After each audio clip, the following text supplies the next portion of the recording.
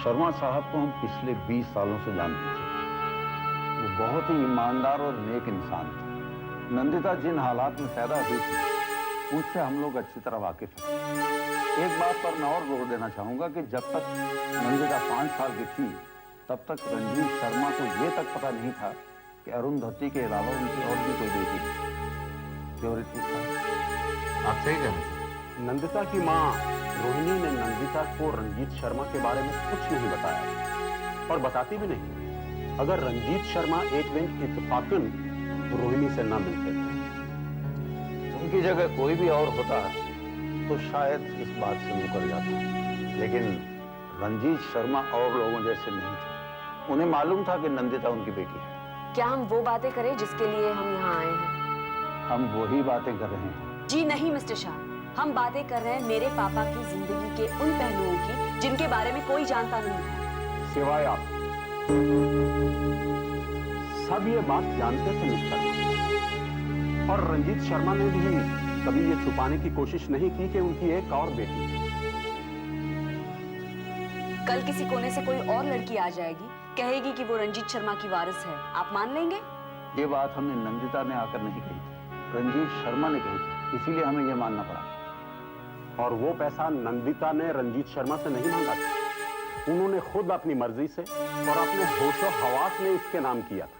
मेरे पापा ने तमाम पैसा खैरात में कई अनाथ बच्चों को दिया था, तब तो वो भी उनके वारिस हुए।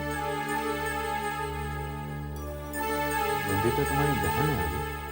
तुम हमारे कुछ भी नहीं, तो फिर कैसे बोल सकते हो? अरुंधति बेटा, ये कहना बेबुनियाद होगा कि नंदिता तुम्हारी बहन नहीं है। देखिए, हम आपके परिवार के दुश्मन नहीं हैं और शायद इसीलिए ये बहस भी हो रही है, वरना हम लोग तो केस लड़ने के लिए तैयार हैं। लेकिन आप फजूल में ही अपना वक्त और पैसा बर्बाद करेंगी। आप ये केस वापस ले लीजिए। जी, हम ये केस वापस ले लें। मिस्टर माथुर, अरुंधति, अब मैं तुम्हारी कुछ नहीं सुनूंगी, क्योंकि तुम गुस्से में हो, इसलिए तुम्हें कुछ समझ में नहीं आ रहा है। लेकिन रंजीत शर्मा मेरा दोस्त था और वो मुझे ऐसा करता देखता तो कभी खुश ना होता। वैसे भी कानूनन ये केस लड़ने का अगर किसी का हक है तो वो मिसेस शर्मा का है, और उन्होंने मुझे ये लिख कर दे दिया है कि उनको इस केस को लड़ने में कोई दिलचस्पी नहीं। ये लीजिए सर।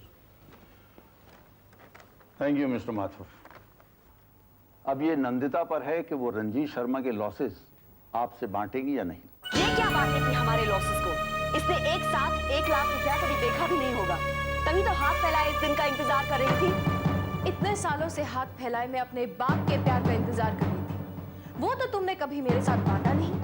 उनके मरने के बाद भी तुम वो प्यार मेरे साथ नहीं बांटना चाहती हो, लेकिन ये चाहती हो कि मैं तुम्हारे लॉसेस को बांटूं।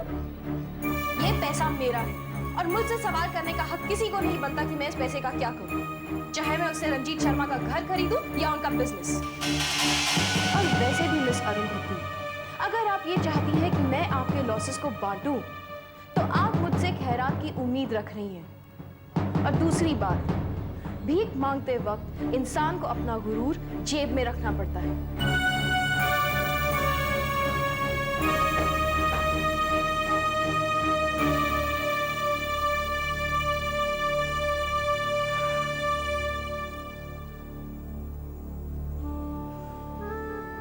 I'm sorry.